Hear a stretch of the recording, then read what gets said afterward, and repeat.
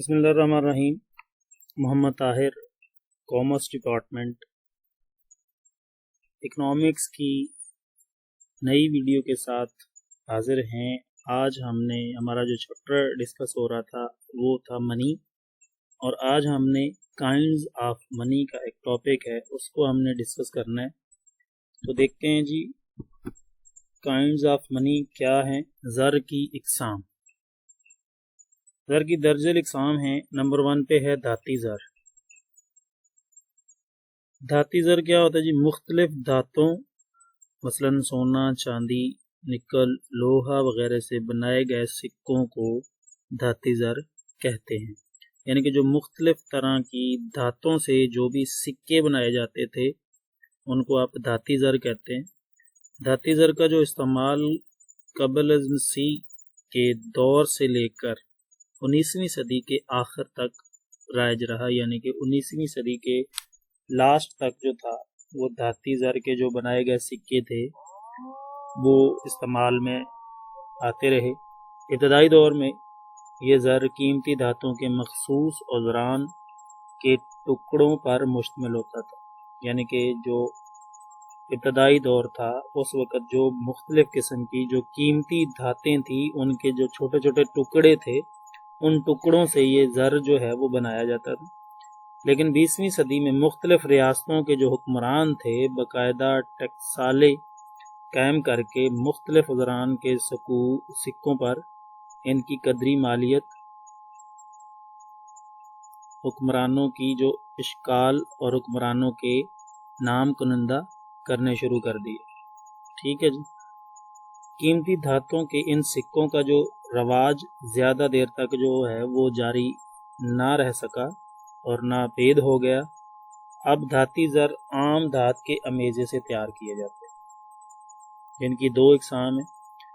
पहले धाती ज़र जो था वो मुख्तलिफ किस्म की जो कीमती धातें थी उनके जो छोटे छोटे टुकड़े थे, उन टुकड़ों से जो धाती ज़र तैयार किया जाता था। लेकिन अब जो ये सिक्के हैं, ये जो धाती ज़र है वो आम धात के टुकड़ों से जो तैयार होता है उसकी 2 इकसाम है। नंबर 1 पे है जी मियारी ज़र, जो है स्टैंडर्ड मनी। मियारी ज़र की ज़ाहरी और हकीकी जो कदर व कीमत आपस में बराबर होती, यानी कि जो उसकी ज़ाहरी और हकीकी जो उसकी ओरिजिनल वैल्यू है और जो उस सिक्के के ऊपर जो वैल्यू दर्ज है वो दोनों बराबर होती है। इसलिए इसे पूरी मालियत का सिक्का भी कहते हैं।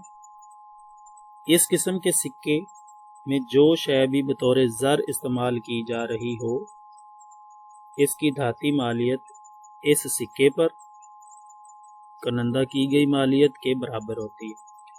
कहते जी, इस किस्म के जो भी सिक्के हैं, जो शय बतौर इस्तेमाल की जा रही हो, जो चीज़ भी उस सिक्के को बनाने में इस्तेमाल की जा रही है, उसकी जो मालियत, धाती जो मालियत है, वो उस सिक्के की जो ओरिजिनल प्राइस है, जो उसके ऊपर दी गई प्राइस है, उसके बिल्कुल बराबर है।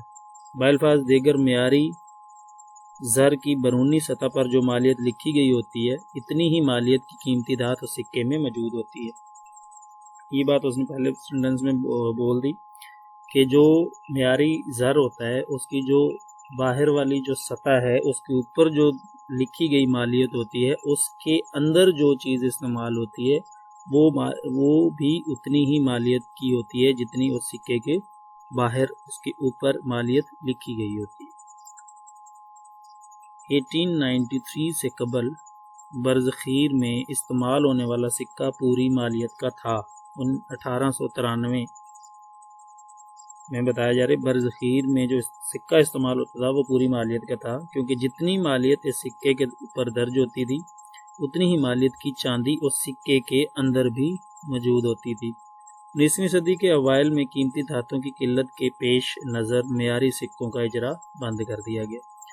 यानी कि 19वीं सदी जब थी उस वक़्त जो कीमती धातें थीं, यानी कि जिनसे सिक्के बनाए जाते थे, कह रहे हैं जी उनकी जो पेश नज़र मियारी सिक्कों का इजरा, उनकी जो किल्लत थी, उनकी जो कमी थी, उस वजह से फिर इन सिक्कों का जो اجرا تھا وہ بند کر دیا گیا، بنانے بند کر دیے گئے۔ اب کسی بھی ملک میں معیاری سکے جو ہیں وہ نہیں چلتے اور قیمتی دھاتوں کے دوسرے اہم مقاصد میں استعمال کیا جاتا ہے ان کو۔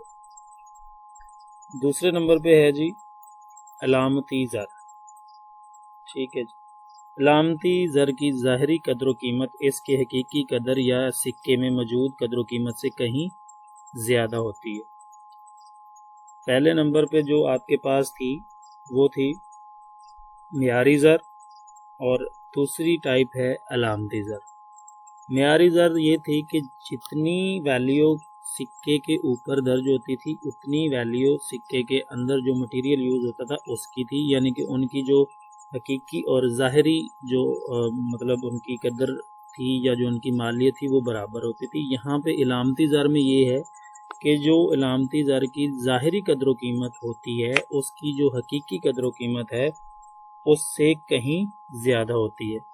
مثلا پاکستان میں رائج تمام دھاتی سکوں اور کاغذی نوٹوں کی ظاہری قدر ان کے اندرونی یا حقیقی قدر سے زیادہ ہوتی ہے، یعنی کہ ظاہری علامتی جو ہے علامتی زر جو پاکستان میں جو کرنسی استعمال ہو رہی ہے، جو کاغذی نوٹ استعمال ہو رہے ہیں ان کے اوپر جو ویلیو درج ہوتی ہے ان کی جو اندر مٹیریل یوز ہوتا ہے ان سے کہیں زیادہ ہوتی ہے، اور اسی طرح جو دھاتی سکے پاکستان میں استعمال ہو رہے ہیں ان کی جو باہر کی مالیت ہے، جو اندراج شدہ مالیت ہے وہ زیادہ ہے، اور جو اندر ان کی جو دھات استعمال کی گئی ہے اس کی جو مالیت ہے وہ کم، کیونکہ ان سکوں اور نوٹوں کی پر جو مالیت درج ہوتی ہے اتنی مالیت کی دھات یا کاغذی قدر ان میں شامل نہیں ہوتی۔ سکوں کی نسبت کاغذی نوٹوں کی ظاہری مالیت اور حقیقی مالیت سے کہیں زیادہ ہے۔ اس وقت دنیا کے تمام ممالک میں علامتی زر ہی زیر گردش ہے جسے حکومت کے قائم کردہ ٹیکسالیں مطلب جاری کر۔ ٹھیک ہے جی، دوسرے نمبر پہ جو زر کی اقسام ہے وہ ہے کاغذی زر۔ کاغذی زر کیا ہوتا ہے جی؟ کاغذی زر حکومت یا حکومت کا جو مرکزی بینک ہوتا ہے وہ جاری کرتا ہے، جن کو ایشیا خدمات کی خرید و فروخت میں بطور اعلیٰ تبادلہ بغیر حل و حجت قبول کیا جاتا ہے، کیونکہ اسے حکومت کی حمایت حاصل ہوتی ہے۔ پاکستان میں سکے حکومت پاکستان اور کاغذی نوٹ ملک کا مرکزی بینک یعنی کہ اسٹیٹ بینک آف پاکستان جاری کرتا ہے۔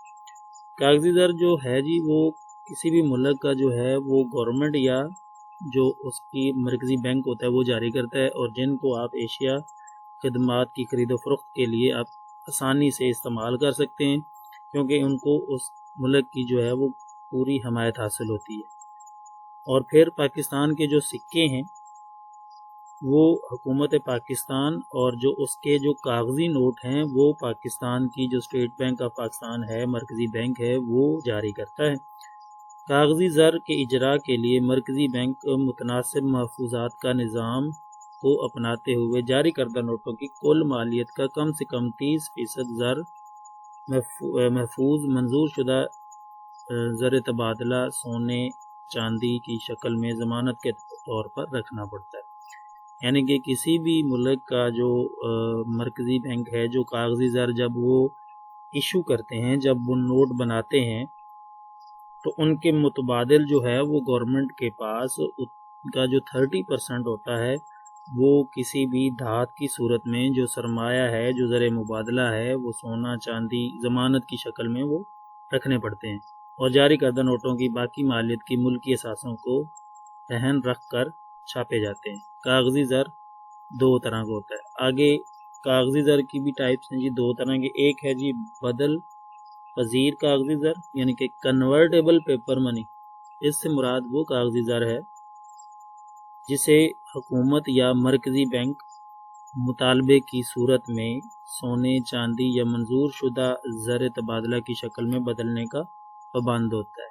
یعنی کہ بدل پذیر جو کاغذی زر ہوتا ہے وہ گورنمنٹ یا مرکزی بینک جو ہے وہ مطالبے کی صورت میں سونے چاندی یا جو بھی ان کا جو زر مبادلہ ہے جو منظور شدہ سرمایہ ہے اس کی شکل میں وہ تبدیل کرنے کا پابند ہوتا ہے۔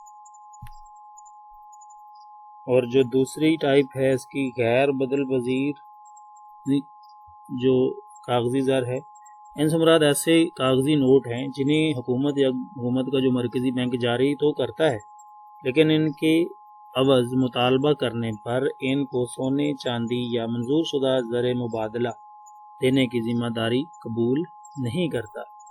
याद रहे, यानी कि ये वो कागजी ज़र है जिसको गवर्नमेंट जो है वो पाबंद नहीं होता, वो तब्दील नहीं करता। हुकूमत ऐसे नोटों को जारी करते वक्त इनकी पश्त पर सोना, चांदी या ज़र मुबादले की बहैसियत ज़र महफूज नहीं रखती, लेकिन एशिया के लेन देन में सब लोग इसे कबूल करने के पाबंद होते हैं, इसलिए गैर बदल पजीर को कानूनी ज़र भी कहते हैं। माजी में पाकिस्तान में 1 रुपया का कागजी नोट गैर बदल पजीर कागजी ज़र था, क्योंकि हुकूमत इसकी पश्त पर कोई ज़र महफूज नहीं रखती थी, लेकिन एशिया के लेन देन में सब लोग इसे कबूल करने के पाबंद होते थे। अब पाकिस्तान ने 1, 2, 5 रुपए के नोट ख़त्म करके सिक्के जारी कर दिए, जिन्हीं मुतालबे पर हुकूमत जारी करदा रुपयों की अवज़ तो बदला जा सकता है, लेकिन इनको सोना, चांदी या मंजूर शुदा ज़र में तब्दील नहीं किया जा सकता।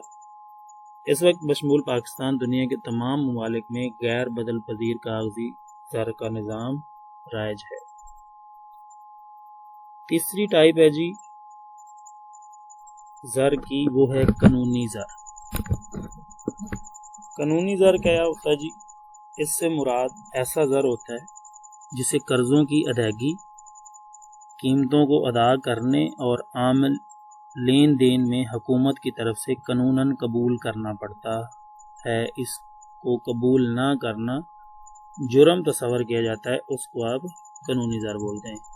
यानी कि ऐसा ज़र जिसे कर्ज़ों की अदायगियों की कीमत अदा करने के लिए आम लेन देन में हुकूमत की तरफ से लाजमन जो है वो कानूनन कबूल करना पड़ता है, उसको आप कानूनी ज़र बोलते हैं। इस वक्त पाकिस्तान में राइज तमाम सिक्के और करेंसी नोट कानूनी ज़र कहलाते हैं, जिन्हें कानूनी तौर पर कबूल करने के दर्ज झेल वजूहात हैं। नंबर 1 पे है जी हुकूमती पश्त पनाही के बायस कानूनी ज़रे बतौर आला तबादला इस्तेमाल होता है और कोई शख्स इसे एशिया के लेन देन के मामले में लेने से इनकार नहीं कर सकता।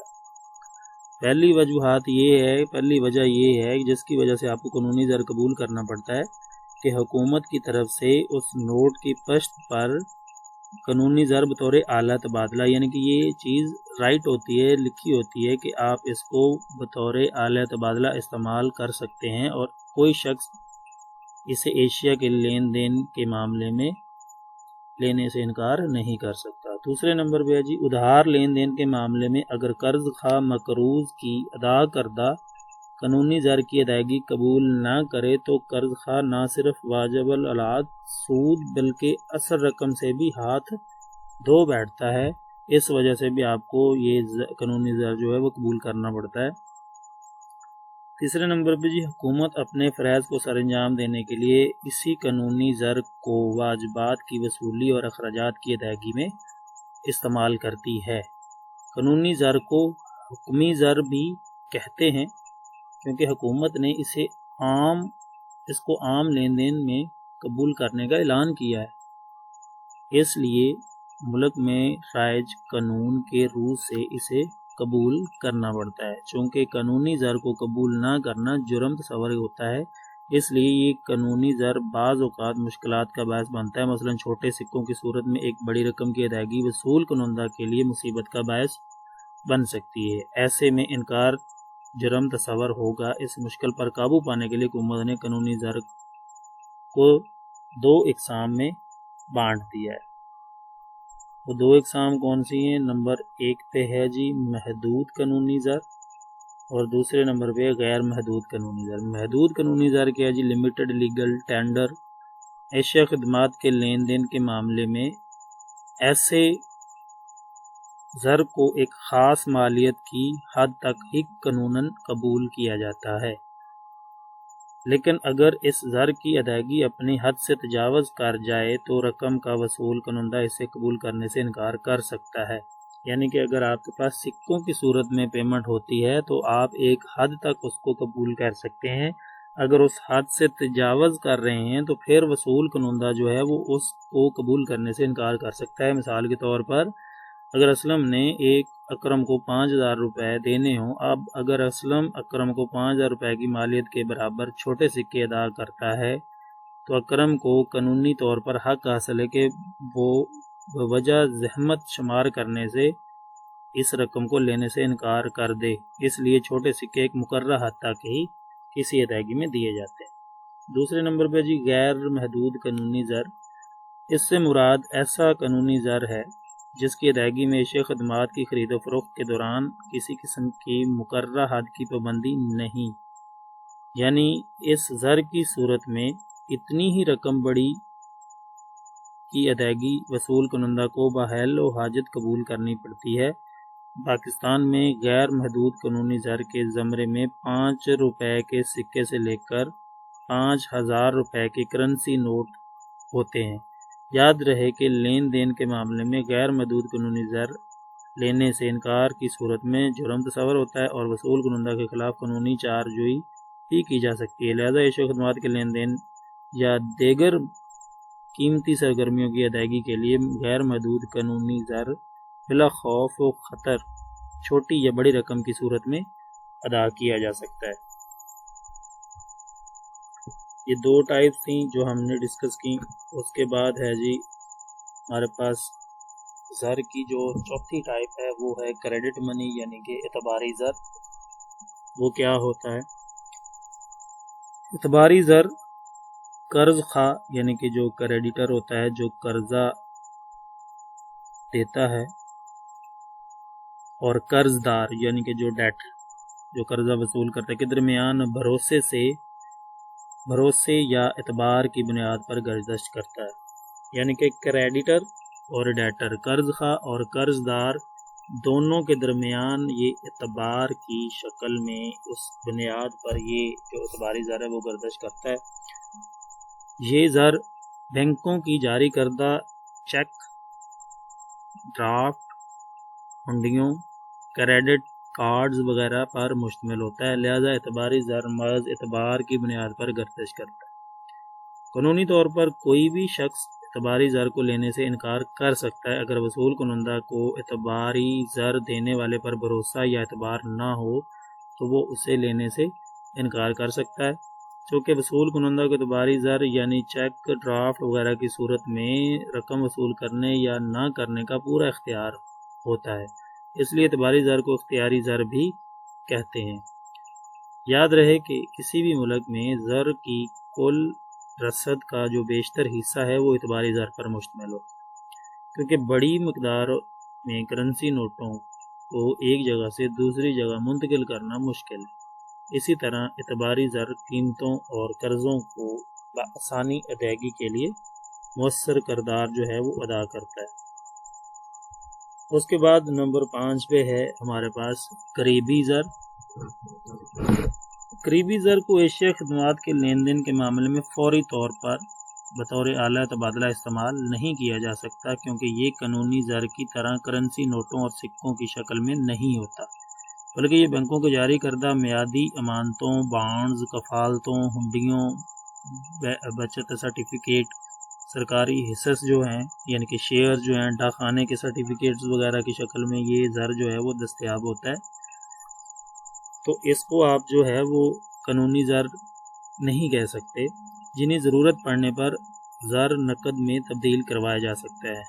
میعادی امانتیں چونکہ وقت سے پہلے نکلوائی نہیں جا سکتی، تاہم امانت دار کے نوٹس دینے پر ان امانتوں کو بھی تھوڑا نقصان برداشت کر کے کیش کروایا جا سکتا ہے۔ اس طرح سرکاری کفالتیں مثلاً انعامی بانڈز، ڈیفنس سیونگ سرٹیفکیٹس جو ہیں، NIT یونٹس، خاص ڈپازٹ اکاؤنٹس کی بھی ضرورت پڑنے پر کیش آپ کروا سکتے ہیں۔ یہ قریبی زر ہوتا ہے، یعنی کہ وہ زر جو آپ ضرورت پڑنے پر اس کو کیش کی شکل میں تبدیل کروا سکیں، اس کو آپ قریبی زر کہہ سکتے ہیں۔ قریبی زر کن چیزوں پر مشتمل ہوتا ہے؟ وہ امانتوں پر ہوتا ہے جی، بانڈز، کفالتوں، ہنڈیوں، बचत के सर्टिफिकेट जो हैं, सरकारी जो शेयर्स हैं, डाकखाने के जो सर्टिफिकेट, इन सारी चीज़ों पे जो आपका करीबी ज़र जो है वो मुश्तमिल होता है, यानी कि इस शक्ल में वो दस्तयाब होता है। उसके बाद है जी हिसाबी जो ज़र है, वो हिसाबी ज़र को मियारी ज़र भी कहते हैं। हिसाबी ज़र एशिया खदमात की कदर मालियत को जांचने में मदद देता है। हिसाबी ज़र जो है वो बता रहे जी, उसको आप मियारी ज़र भी कह सकते हैं या उसको कहते हैं। और ये हिसाबी ज़र क्या काम करता है, आपकी जो एशिया खदमात हैं जो उनको जांचने की, जो उनकी जो मालियत है, उस मालियत को जांचने के लिए ये आपको मदद फराहम करता है, क्योंकि ये ज़र की वो मियारी इकाई है जिसकी बदौलत एशिया की कीमतें और रकूम की गिनती की जाती है। पाकिस्तान में ज़र की हिसाबी इकाई रुपया, जिसकी बदौलत तमाम एशिया खदमात की मालियत का अंदाज़ा किया जाता है और अदायगियाँ की जाती हैं। मिसाल के तौर पर किताब की कीमत 100 रुपये और कलम की कीमत 20 रुपये है। याद रहे कि हर मुल्क की हिसाबी इकाई का नाम सिर्फ मुख्तलिफ है। जैसे अमेरिका की हिसाबी इकाई डॉलर है, बरतानिया की हिसाबी ज़र पाउंड हैं, लेकिन काम के लिहाज से तमाम किस्म की हिसाबी इकाइयाँ एशिया खदमात की कदर मालियत की पैमाइश के लिए ही इस्तेमाल की जाती हैं। उसके बाद है जी 7 नंबर पे ज़र की जो टाइप है वो है जी क्रेडिट कार्ड। क्रेडिट कार्ड ये आप सब लोग बखूबी जानते हैं कि क्या होता है जी। क्रेडिट कार्ड एशिया खदमात की अदायगियाँ चुकाने की जदीद जो है वो शक्ल है। बैंकों की इस सहूलत के बायस क्रेडिट कार्ड का जो मालिक बैंकों की मखसूस करदा जगहों से ज़र नकद बग़ैर रकम की अदायगी मुकर्ररा हद के अंदर कर सकता है। फ़रोख्तकार अपनी एशिया खदमात की कीमतें बैंकों से वसूल कर लेते हैं, जबकि क्रेडिट कार्ड होल्डर को ये रकूम सूद समेत बैंकों को वापस लुटाना पड़ती है। अब ख़रीदार इंटरनेट के ज़रिए क्रेडिट कार्ड इस्तेमाल करके एशिया खदमात हासिल कर सकते हैं। इस वक्त दुनिया के बहुत से ममालिक में कागज़ी ज़र की जगह क्रेडिट कार्ड का इस्तेमाल हो रहा है। ये स्टूडेंट्स, ये हमारी जो ज़र की टाइप्स थी वो कंप्लीट हुई हैं।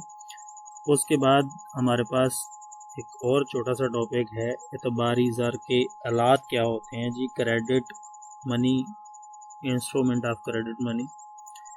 पहले नंबर पे जी किताबी हिसाब। एतबारी ज़र के जो आलात हैं वो नंबर 1 है जी किताबी हिसाब।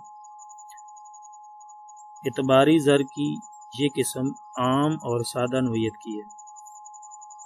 आम तौर पर लोग गली मोहल्लों में दुकानदारों से एशिया उधार ख़रीद लेते हैं, जिनकी मालियत दुकानदार अपनी कापी या रजिस्टर पर लिख लेता है। जब उधार लेने वाले शख्स कुछ दिनों के बाद उधार की रकम दुकानदार को अदा कर देता है, तो वो दुकानदार अपने रजिस्टर या कापी या खाते से उधार की रकम को काट देता है। लिहाजा दुकानदारों के खातों में उधार दी जाने वाली रकूम का इंदराज और अखराज किताबी हिसाब कहलाता है। यानी कि ऐसे अकाउंट्स जो आप एक बाकायदा रजिस्टर या कॉपी के ऊपर इंदराज करते हैं कि जिसमें जो उधार की ट्रांजैक्शंस हैं, जो उधार की एंट्रियां हैं, जो उधार की लिख पढ़त जो है वो आप एक रजिस्टर पे इंदराज कर लेते हैं। फिर कुछ दिनों के बाद जब आपके पास वो आपका कस्टमर उधार चुकाने आता है, उसके बाद वो आप रजिस्टर से खारिज कर देते हैं, तो उसको आप किताबी हिसाब कहते हैं। तहरीरी वादा क्या जी, प्रेमिजरी नोट। एतबारी ज़र की इस किस्म के तहत कर्ज खा और मकरूज़ के दरमियान उधार एशिया के लेन देन के मामले में मकरूज़ की तरफ से स्टाम्प पेपर या सादा कागज़ पर एक तहरीर लिखी जाती है कि कर्जदार तयशुदा मुआहदे के तहत मुकर्ररा वक्त में उधार की रकम वापस कर देगा। उसको आप तहरीरी वादा जो है वो कहते हैं। सादा कागज़ पर लिखी इस तहरीर पर रसीदी टिकट भी सबत कर दी जाती है, ताकि ज़रूरत पड़ने पर कर्ज खार मकरूज़ के खिलाफ रकम की अदम अदायगी की सूरत में कानूनी चाराजोई कर सके। इस तरह कर्ज खार और मकरूज़ के दरमियान उधार लेन देन का जो तहरीरी वादा है, दोनों फ़रीक़ैन के लिए काबिल कबूल होता है। वो वादा कैसे तैयार होता है जी, दो लोग जब आपस में उधार लेन देन करते हैं तो वो एक तहरीर लिखते हैं। उस तहरीर के अंदर दोनों पार्टीज़ का जो है वो नाम होता है। उसके अंदर जो भी आप चीज़ परचेज़ कर रहे हैं, जो ख़रीद रहे हैं, जो भी एशिया हैं, उन सब की जो डिटेल है, उसकी क्वांटिटी, उसकी क्वालिटी, फिर उसके ऊपर जो उन चीज़ों की जो अमाउंट है, जो टोटल रकम है, وہ ساری چیزیں اس کے اوپر اندراج ہوتی ہیں، پھر دونوں پارٹیوں کے سائن ہو جاتے ہیں، اور اس طرح وہ تحریری وعدہ ایک معرض وجود میں آتا ہے جو مقررہ وقت پر ادائیگی کرنے کے بعد وہ جو تحریری وعدہ ہے وہ آپ اس کو ختم کر دیتے ہیں۔ یہ تحریری وعدہ ہوتا ہے جی۔ اس کے بعد نمبر 3 پہ ہے جی چیک۔ چیک کیا ہوتا ہے اس کو بھی آپ بخوبی جانتے ہوں گے۔ چیک بینکوں میں امانتیں جمع کروانے والے افراد کے حکم نامے ہوتے ہیں۔ وہ چیک جاری کرتے وقت اپنے بینکوں کے نام لکھتے ہیں۔ وہ چیک پیش کرنے والے کو اس پر درج شدہ رقم اس کی جمع شدہ امانت میں سے ادا کرتے ہیں۔ چیک کی ادائیگی کے لیے ضروری ہے کہ چیک جاری کرنے والے کا اکاؤنٹ میں چیک پر لکھی گئی یا اس سے زیادہ رقم موجود ہو، ورنہ جو چیک ہے اس کے عوض رقم کی ادائیگی کا ذمہ دار نہیں ہوگا۔ اس کے علاوہ چیک پر رقم کا اندراج جو ہے وہ صحیح تاریخ، اکاؤنٹ نمبر اور چیک جاری کرنے والے کے دستخط موجود ہونے چاہیے۔ متغیرہ لوازمات کی غلطی یا فقدان چیک کی ادائیگی میں مشکلات کا باعث بنتا ہے۔ اس کے بعد ایک جی حامل چیک۔ حامل چیک کیا ہوتا ہے جی؟ عام طور پر لوگ بینکوں سے رقوم نکلوانے کے لیے سب سے زیادہ حامل چیکوں کا استعمال کرتے ہیں۔ یہ ایسا چیک ہوتا ہے جو کوئی بھی بینک میں پیش کرے گا، وہ بینک سے رقم حاصل کر لے گا اور بینک رقم ادا کرنے والے سے کوئی شناخت یا پوچھ گچھ نہیں کرے گی، کیونکہ اس پر حامل کا لفظ بھی درج ہوتا ہے، یعنی چیک پیش کرنے والے کو رقم ادا کر دی جائے۔ اس لیے اگر حامل چیک گم ہو جائے یا غلطی سے کسی کے نام جاری کر دیا جائے تو وہ کوئی بھی اس چیک کو بینک میں پیش کرے گا، بینک اس کو رقم ادا کر دے گا اور رقم ادا کرنے کے بعد کسی قسم کا ذمہ داری قبول نہیں کرے گا۔ اس لیے حامل چیک کو جاری کرنے سے پہلے پوری تسلی یا چھان بین کر لینی چاہیے۔ جو چیک ہے اس کے ذریعے بھی آپ جو ہے وہ رقم بینک میں نکلوا بھی سکتے ہیں، جمع بھی کروا سکتے ہیں۔ اور جو حامل چیک ہے اس کی سچویشن یہ ہے کہ اس کو ہر بندہ جو ہے وہ ایک تو چیک ہے، چیک کے اوپر جو بندہ چیک کیش کروانے جاتا ہے اس کا نام کا بھی اندراج ہوتا ہے، بیک سائڈ پہ سائن ہوتے ہیں، اور جو حامل چیک ہے اس کے اوپر کوئی بھی چیک کیش کروانے والے کی شناخت نہیں ہوتی۔ اس کے بعد ہے جی حکمی چیک، آرڈر چیک جس کو آپ بولتے ہیں۔ یہ ایسا چیک ہوتا ہے جس پر لکھی رقم کو وہی شخص بینک سے نکلوا سکتا ہے جس کے نام پر یہ چیک جاری کیا جاتا ہے، یعنی کہ حکمی چیک صرف اور صرف جو بینک کا اکاؤنٹ ہولڈر ہے وہی چیک جو ہے وہ چیک کو کیش کروا سکتا ہے، باقی کوئی بھی اس کو چیک کو کیش نہیں کروا سکتا۔ اس چیک پر حامل کے لفظ کو کاٹ دیا جاتا ہے، لہذا جس شخص کے نام پر یہ چیک جاری کیا جاتا ہے اسے اپنی شناخت بینک کے ملازم کو کروانا پڑتی ہے۔ شناخت کے لیے ضروری ہے کہ بینک کا کوئی ملازم یا اکاؤنٹ ہولڈر چیک حاضر سے اسے چیک کی پشت پر دستخط کروا کر اس کی تصدیق کرے کہ چیک کی رقم وصول کرنے والا وہ شخص ہے جس کے نام چیک جاری کیا گیا۔ اس قسم کے چیک گم ہونے یا غلطی سے جاری ہونے کی صورت میں چیک جاری کرنے والے کو کسی قسم کا نقصان نہیں ہوتا، کیونکہ بینک رقم ادا کرنے سے پہلے ہی ہر قسم کی تصدیق کر لیتا ہے، اس کو آپ حکمی چیک بولتے ہیں۔ نشان زدہ چیک، کراسڈ چیک جو ہے، اس قسم کے چیک کے عوض بینک سے براہ راست رقم نکلوائی نہیں جا سکتی، بلکہ جس شخص کے نام یہ چیک جاری کیا گیا ہو، چیک پر لکھی رقم اس شخص کے اکاؤنٹ میں منتقل کر دی جاتی ہے، جسے بعد میں حامل چیک کے ذریعے سے وہ رقم نکلوا سکتے ہیں۔ حامل چیک کو نشان زدہ چیک بنانے کے لیے حامل چیک کی بائیں کونے کے اوپر والے حصے میں 2 متوازی لائنیں کھینچ کر ان لائنوں کے اندر پیز اکاؤنٹ لکھ کر بیریئر کا لفظ کاٹ دیا جاتا ہے۔ اب جو بھی رقم اس چیک پر درج ہوتی ہے وہ اس شخص کے اکاؤنٹ میں منتقل ہو جاتی ہے جس کے نام پر یہ چیک لکھا گیا ہو۔ رقم کو ادا کرنے یا ایک اکاؤنٹ سے دوسرے اکاؤنٹ میں منتقل کرنے کا سب سے بہتر اور محفوظ طریقہ جو ہے وہ ہے نشان زدہ چیک۔ سفری چیک کیا ہوتا ہے؟ سفری چیک ملک یا دوسرے ملک کے ممالک میں سفر کرنے والے افراد کی سہولت کے لیے جاری کیے جاتے ہیں تاکہ سفر کے دوران نقد زر کی حفاظت اور دیگر غیر ملکی شرح تبادلہ کے مسائل سے بچا جا سکے۔ اس وجہ سے یہ چیک جو ہے وہ بینک ایشو کرتا ہے۔ یہ چیک حاصل کرنے کے لیے لوگ اپنی رقم بینکوں میں جمع کروا کر سفری چیک حاصل کر لیتے ہیں اور پھر ان چیکوں کو بینک کی نامزد کردہ شاخوں میں جمع کروا کر چیک پر لکھی گئی رقم حاصل کر سکتے ہیں۔ اس طرح سفر کرنے والے اپنی رقوم بحفاظت ایک جگہ سے دوسری جگہ لے جاتے ہیں۔ پاکستان میں سفری چیک محافظ کے نام سے حبیب بینک آف پاکستان اور ہمراہ کے نام سے یونائیٹڈ بینک جاری کر رکھے ہیں جو ہر جگہ قابل قبول ہوتے ہیں۔ یعنی کہ اگر آپ نے ایک کنٹری سے دوسرے کنٹری میں سفر کرنا ہے اور آپ کو وہاں پہ اماؤنٹ کی بھی ضرورت ہے تو آپ کے پاس جتنا بھی روپیہ ہے وہ آپ پاکستان کی یہ دو بینکیں ہیں، حبیب بینک آف پاکستان اور یونائیٹڈ بینک جو ہے وہ ان میں جمع کروا کے آپ سفری چیک جو حاصل کر سکتے ہیں۔ پھر دوسرے ملک میں جا کے اب وہ بینک میں چیک جمع کروانے کے بعد اپنی رقم وہ وہاں سے وصول کر سکتے ہیں۔ بینک ڈرافٹ کیا ہوتا ہے؟ بینک ڈرافٹ بینک کی جاری کردہ ایسی دستاویز ہے جس کے ذریعے لوگ اپنی رقم جو ہے وہ ایک جگہ سے دوسری جگہ منتقل کر سکتے ہیں۔ بینک ڈرافٹ بنوانے والا پہلے کسی بینک میں منتقل کی جانے والی رقم جمع کرواتا ہے، جس کے بدلے وہ بینک اپنی شاخ یا کسی دوسرے بینک کا نام ڈرافٹ حاصل کرنے والے کو مطلوبہ رقم کا ڈرافٹ یا حکم نامہ جاری کر دیتا ہے۔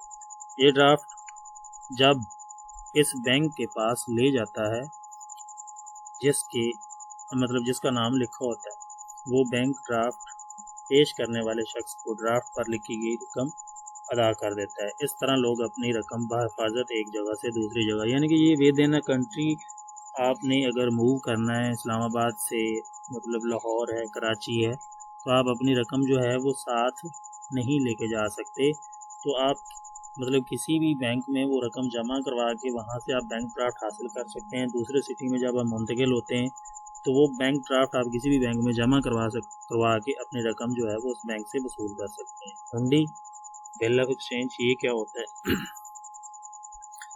ہنڈی ایک ایسی دستاویز ہے جس پر ادھار پر لیے گئے تجارتی مال کی نوعیت، قیمت، سود کی تاریخ، واپسی رقم کی ادائیگی کی تاریخ اور رقم بما سود کا اندراج ہوتا ہے۔ یعنی کہ یہ بھی ایک جب ادھار چیز لیتے ہیں، ایک مطلب جو بزنس مین ہیں دوسرے بزنس مین سے جب ایک ادھار چیز وہ خریدتے ہیں، جب ادھار مال وہ لیتے ہیں تو اس کے اوپر جو ہے وہ یہ چیزیں مطلب ٹوٹلی لکھی ہوتی ہیں، جس میں مال کی نوعیت یعنی کہ جو بھی آپ نے مال جو بھی چیزیں پرچیز کی ہیں ان کی جو نوعیت ہے وہ ان کی جو قیمت ہے وہ بھی لکھی ہوتی ہے، پھر اس کے اوپر جو سود بنتا ہے وہ بھی لکھا ہوتا ہے، جس ڈیٹ کو آپ نے وہ رقم واپس کرنی ہے بما سود میں اس کا اندراج جو ہے وہ ہنڈی کے اوپر کیا جاتا ہے۔ اس طرح ہنڈی قرض خواہ اور قرض دار کے درمیان ادھار لین دین کا ایک لچکدار ذریعہ ہے، جس کی بنیاد پر آج کل زیادہ تر کاروباری سرگرمیاں انجام دے رہی ہیں۔ یاد رہے کہ قرض خواہ ادھار دیے گئے تجارتی مال کی مالیت کی برابر رقم قرض دار سے ہنڈی کی مقرر کردہ مدت ختم ہونے سے پہلے طلب نہیں کر سکتا۔ یعنی کہ جس نے ادھار چیزیں دی ہوئی ہیں وہ اس ہنڈی کے اوپر جو مقرر کردہ جو ڈیٹ دی گئی ہے اس ڈیٹ سے پہلے جو وہ ان سے رقم جو ہے وہ طلب نہیں کر سکتا۔ جب وہ ڈیٹ آئے گی اس ڈیٹ کو وہ طلب کر سکتا ہے۔ بینک ہنڈی کے عوض قرضہ دینے کے عمل کو ہنڈی پر بٹا لگانا کہتے ہیں۔ بینک کو ہنڈی کے عوض قرضہ دینے کا فائدہ یہ ہوتا ہے کہ وہ مقررہ وقت پر قرض دار سے کل رقم کے حساب سے سود وصول کر لیتا ہے۔ یعنی اگر قرض لوٹانے کی مدت 3 ماہ ہو تو بینک قرض دار سے مطلوبہ رقم پر رائج شرح سود سے رقم وصول کر لیتا ہے۔ اس طرح بینکوں کو اصل رقم کے علاوہ سود بھی مل جاتا ہے۔ اس کے بعد ہے جی ہنڈی کی اقسام۔ ہنڈی کی 2 اقسام یہاں پہ ہیں۔ پہلے نمبر پہ ہے Darshini ہنڈی، side bill of exchange. یہ ایسی کاروباری دستاویز ہے جس کو پیش کرتے وقت اس کی ادائیگی کرنی پڑتی ہے۔ دشنی ہنڈی خریدار اور فروخت کار کے درمیان ایسا کاروباری طریقہ ہے جس کے تحت تجارتی مال کا فروخت کردہ اشیاء کو ریلوے یا کسی دوسرے نقل و حمل کے ذریعہ بک کروا کر مال کی مالیت کا بل، ٹرانسپورٹ کمپنی کی رسید اسے بینک کو بھیج دیتا ہے اور اپنے بینک کو ہدایت کرتا ہے کہ یہ مال خریدار کو مال کا بل بما ٹرانسپورٹ خرچ وصول کر کے حوالے کر دے۔ اس طرح خریدار بل کی ادائیگی کر کے مال حاصل کر لیتا ہے اور بینک خریدار سے حاصل کردہ رقم فروخت کنندہ کو اپنے سروسز چارجز کاٹ کر بھیج دیتا ہے۔ درشنی ہنڈی سمجھ آگئی ہوگی کہ ایسی دستاویز ہے کہ جس کو پیش کرتے وقت آپ اس کی ادائیگی کرنی پڑتی ہے، یعنی کہ جب آپ بینک کے اندر یہ پیش کرتے ہیں تو اس وقت اس کی ادائیگی ہوتی ہے۔ فروخت کار اور خریدار کے درمیان جو ہے یہ کاروبار کا جو ایک سلسلہ ہے وہ درشنی ہنڈی کے تحت بھی ہوتا ہے، جس کے تحت وہ کیا کرتے ہیں جی، تجارت کا جو مال ہے وہ بیچنے والا اور جو خریدنے والا ہے، جو بیچنے والا ہے وہ اپنی اشیاء کو ایک کنٹری سے سٹی سے دوسرے سٹی میں جب موو کرواتا ہے وہ ریلوے کے تھرو کروا سکتا ہے یا دوسرا کوئی بھی ٹرانسپورٹ کا جو ذریعہ ہے اس کے تھرو بھیج دیتا ہے۔ پھر جہاں پہ وہ بھیجتا ہے سامنے والا جو خریدار ہوتا ہے وہ ساری چیزیں وصول کرنے کے بعد وہ اتنی اماؤنٹ جو ہے وہ بینک میں جا کے جمع کروا دیتا ہے۔ بینک والے پھر کیا کرتے ہیں کہ بینک کی رقم وصول کرنے کے بعد جو ان کے جو چارجز ہوتے ہیں وہ اپنے چارجز کاٹ کے جو باقی اماؤنٹ ہوتی ہے وہ فروخت کنندہ جو اس کا اکاؤنٹ ہے اس کے اکاؤنٹ میں وہ ڈال دیتے یا اس کو سینڈ کر دیتے۔ اس کے بعد ہے مدتی ہنڈی۔ یہ ہنڈی خریدار کے لیے بڑی فائدہ مند ثابت ہوتی ہے کیونکہ خریدار کو ایسی ہنڈی کی ادائیگی ایک معینہ مدت کے بعد ادا کرنا ہوتی ہے اور خریدار اس ہنڈی کی مدت کے بعد دوران تجارتی مال فروخت کر کے اپنی رقم ادا کر سکتا ہے۔ مدتی ہنڈی پر جتنی مدت درج ہو اس مدت کے ختم ہونے کے بعد جب بھی اس ہنڈی کو ادائیگی کے لیے پیش کیا جاتا ہے تو اس کی ادائیگی فوری طور پر کر دی جاتی ہے۔ ہاں، اگر ہنڈی کے مالک کو ہنڈی پر درج رقم کی پہلے ہی ضرورت پڑ جائے تو وہ اسے تجارتی بینک سے بٹا لگوا کر رقم حاصل کر سکتا ہے، یعنی کہ جو رقم اس مدتی ہنڈی پر اندراج ہوتی ہے وہ ایک خاص مدت کے لیے وہ جو بل ہوتا ہے اس بل کو اگر جو خریدار ہے جو فروخت کنندہ ہے جو اگر وہ پہلے ہی اس کو رقم کی ضرورت ہے تو وہ ہنڈی کسی بھی بینک میں جمع کروا کے وہ اتنی رقم وہ حاصل کر سکتا ہے۔ کفالتیں کیا ہے جی؟ بسا اوقات حکومت عام لوگوں پر یا اداروں سے قرضہ لیتی ہے، ان کو ان قرضوں کے عوض رسیدیں یا تحریری وعدہ دیتی ہے۔ حکومت کی یہ رسیدیں یا تحریری وعدے سے کفالتیں کہلاتی ہیں۔ حکومت کی ان رسیدوں یا تحریری وعدوں پر قرض دینے والے کا نام، قرض کی رقم، واپس کی ادائیگی کی تاریخ اور شرح سود درج ہوتی ہے۔ ان رسیدوں یا تحریروں کو کھلے بازار یا اسٹاک ایکسچینج میں کسی بھی وقت خریدا یا بیچا جا سکتا ہے۔ جی اسٹوڈنٹس، تھینک یو۔ آج کا لیکچر ہمارا کمپلیٹ ہوا ہے، امید ہے کہ آپ لوگوں کو ضرور سمجھ آیا ہوگا۔ اللہ حافظ۔